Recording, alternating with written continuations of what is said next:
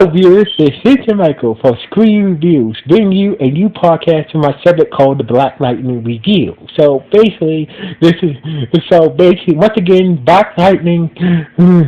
So basically, another new season of Black Lightning has started, and here's my review on the latest episode of Black Lightning. So anyway, like always, I'm going to speak very loudly, very clearly, and very slowly, in case you don't understand me. Also, I'll try to do my best not to beat your heart during this audio podcast recording as well, not to cause any audio feedback as well. And finally, if you're under 18, this audio podcast recording will change to adult language. So once again, if you're under 18, this audio podcast recording will change to adult language if you're under 18. Now, if you're over 18, then if you're good, then if you're good to watch this audio podcast recording. Let's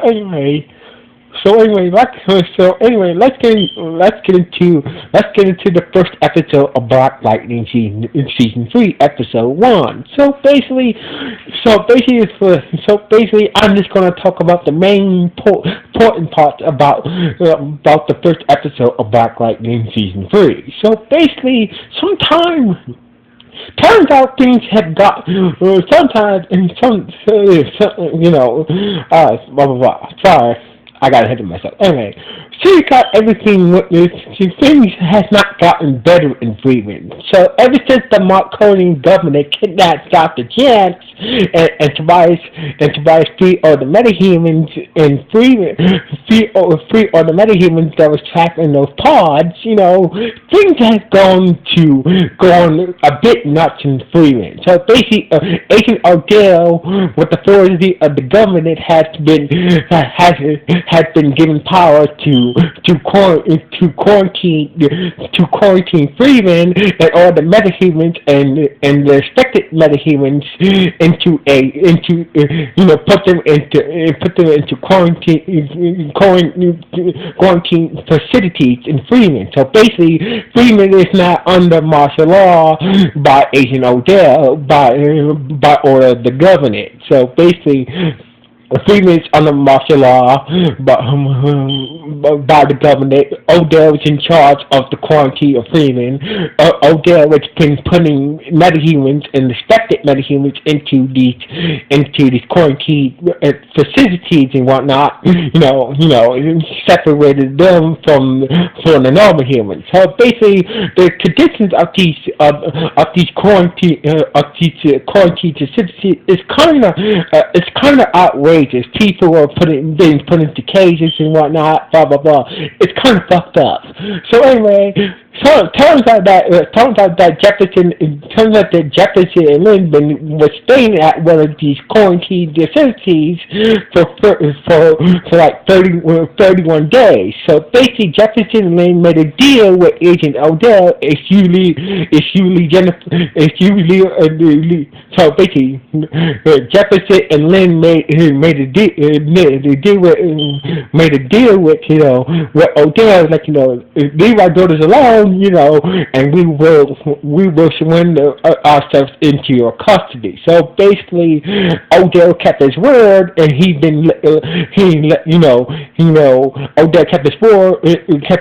He has not kept his word, and Jefferson and Lynn was for the last 30 days, they was in custody at the ASA's quarantine one of the ASA's quarantine, one of the better quarantine facilities of the ASA.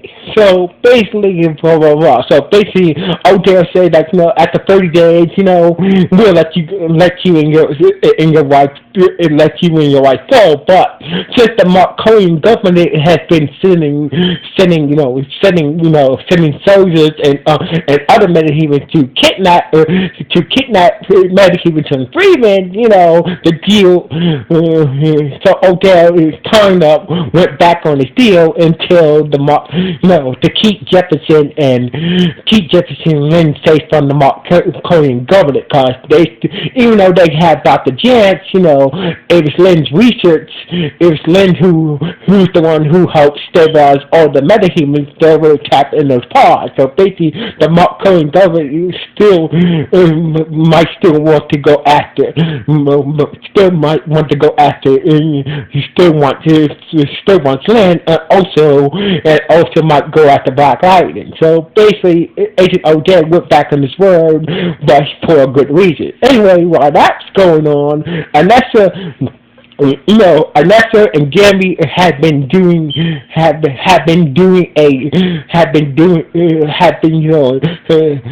so basically, Anessa, Gammy, and Reverend Hoyt have been running the underground railroad for metahumans to get the Freeman.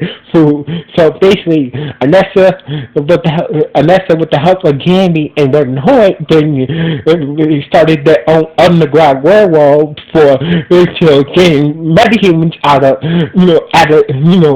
Freeman, because Freeman is sealed off right now. So basically, Anessa, with the help of Gammy and Reverend Hoyt, has started their own underground railroad to get metahumans, out of Freeman and whatnot. So anyway, while that's going on, turns out that Tobias is at the same facility as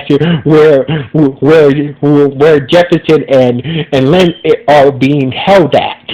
So anyway, as for Jennifer, Jennifer's been working on controlling her powers a bit better, and also turns out that if she doesn't use her powers, and her powers kind of hurt herself. So basically, if Jennifer doesn't use her electricity powers, her powers can tend to hurt herself. So basically, Jennifer's been working on controlling her powers and whatnot. So basically, Anessa has been looking after Jennifer while Jefferson and Lynn are in the custody of the ASA. So anyway, so basically, Anessa has been using her second superhero identity, Blackbird, to sneak metahumans out with the help of Gammy and Reverend Hoyt and whatnot. So basically, blah blah blah.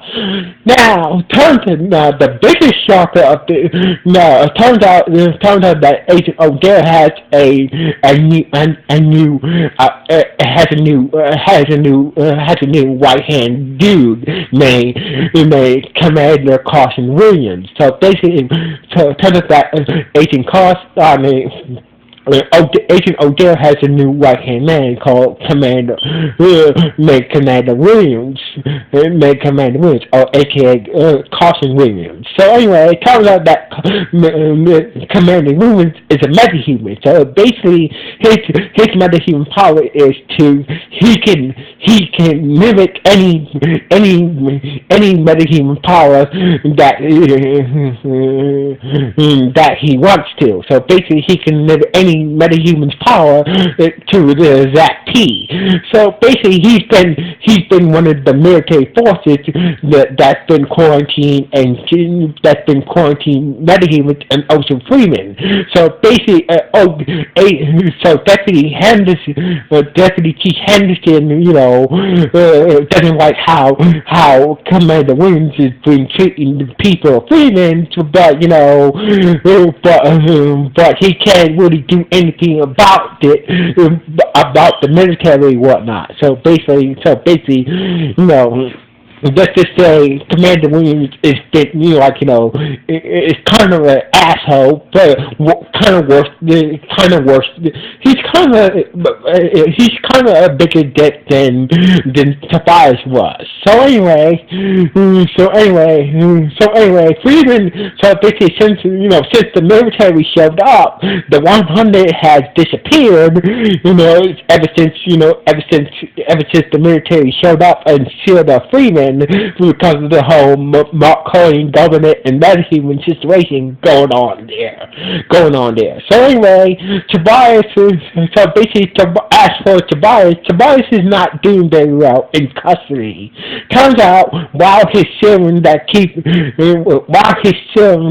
him from aging, he's rapidly aging. So basically, Tobias Tobias has been using a serum that kept him from aging, but he has not been given his serum, so basically he started to age rapidly while his serum that keeps him young and shit like that. So basically, it turns out that Tobias turns out that Agent Odell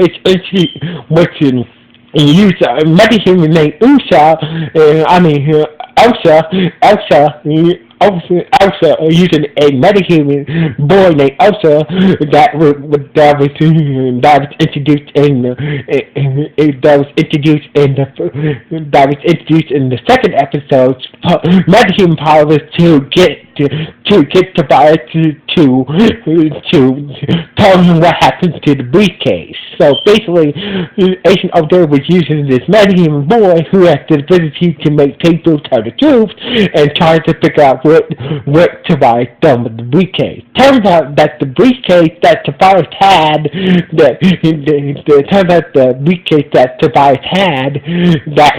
used to feed on the metahumans that were stuck in the pot had dirt on Agent Odell. Turns out that Agent Odell is not who he seems to be. Turns out that Martin Parker was not a rogue agent of the ASA. Turns out that Martin Parker was always working for Agent Odell. And so basically Martin Parker was always working for Agent Odell and also a scapegoat in case things went south in Freeman. So basically,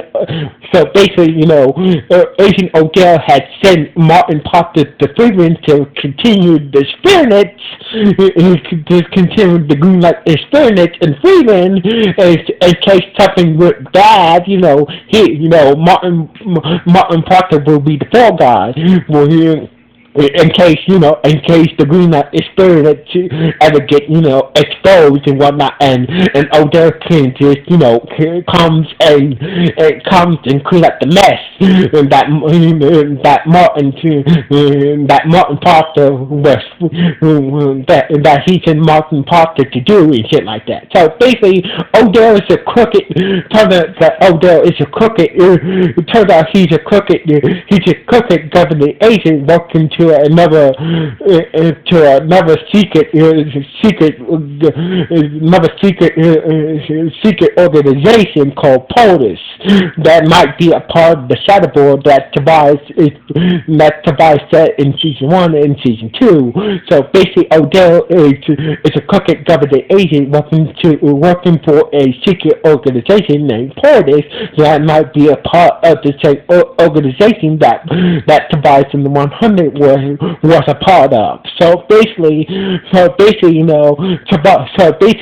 wants the briefcase because the briefcase takes information that was exposed to him, that expose him and expose the truth about Odell. So basically, Odell is worried about the briefcase getting into the wrong hands because he's afraid that if this information gets out, he will be in big trouble. So basically, after he used the metahuman boy to get the information from Tobias,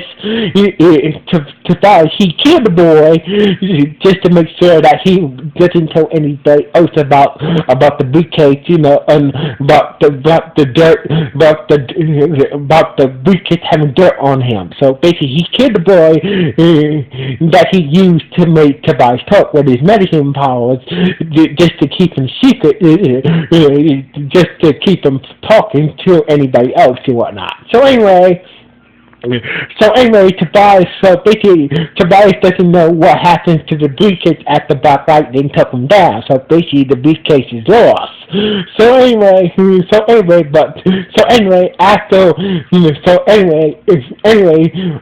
that went down, turns out that Grace, who is Alyssa's ex-girlfriend, it's still around Freeman, but she's been feeding off humans now. So whatever's wrong with Grace's powers, so basically Grace has been Scarlett and Freeman, eating people. So basically, I figured that her comedian powers is force her to eat people now and shit like that. So anyway, so basically after Anissa tried to, so basically Anissa was leading a group of people, was leading a group of metahumans to the border to stop Freeman away from Freeman. So basically, and this was leading, was leading a group of metahumans away from Freeman, and that's when the Mark Conan soldiers attacked them, and the Mister got hurt in the attack, and therefore ended up in the border into South Freeman. So basically, Anissa snuck a group of metahumans across the border to South Freeman, and she got hurt, but against the fight against the Mark Conan soldiers and whatnot. So basically, Anissa is right now is